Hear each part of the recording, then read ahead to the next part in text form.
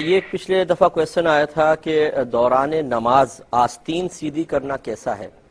دیکھیں، اگر تو کوئی بہن نماز پڑھ رہی ہیں تو چونکہ ان کی یہ کلائی کا جوڑ سے اوپر ستر شروع ہو جاتا ہے.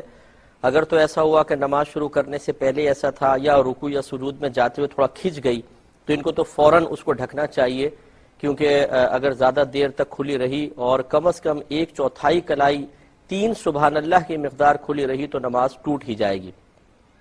تو اس لیے کم مقدار کو بھی عورت کو فوراً کور کرنا چاہیے.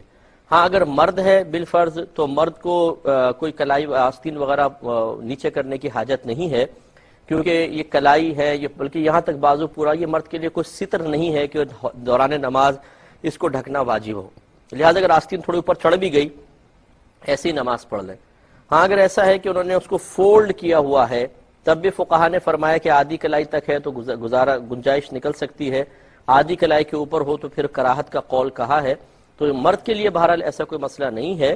پھر بھی اگر کسی نے دوران نماز اس طرح آستین کو نیچے کیا کہ اگر کوئی اس کو دور سے دیکھ رہا ہوتا تو اس کے نماز سے باہر ہونے کا یقین نہ کرتا.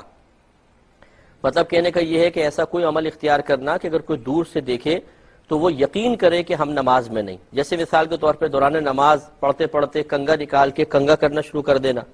اب دور سے دیکھنے والا یقیناً سمجھے گا نماز میں نہیں ہے، یہ عمل کثیر کہلاتا ہے، بڑا عمل کہلاتا ہے، اس سے نماز فاسد ہو جاتی ہے. اور اگر ایسا کوئی عمل اختیار کیا جو بڑا معمولی سا ہے، قلیل سا ہے، اور اگر کوئی دور سے دیکھے تو یہ سمجھے نماز میں ہی ہے، یا شک میں پڑ جائے پتہ نہیں نماز میں ہے یا نہیں ہے، بس یہ بھی اگر ہو تو یہ عمل قلیل کہلاتا ہے، اس سے نماز فاسد نہیں ہوتی. اگر یہ بلا عذر ہے تو مکروہ تنزیہی ہوتا ہے، اور عذر کے ساتھ ہو تو بالکل معاف ہوتا ہے. تو لہٰذا اگر بالفرض کسی نے آستین دیکھی اور اس نے کہا کہ ادب یہی کہ نیچے کروں، اور مرد ہے اس نے ہلکے سے ہاتھ سے نیچے کر لی تو اس سے کوئی فرق نہیں پڑے گا، اس کی نماز ہو جائے گی. دوسرے نے فرمایا تھا کہ کیا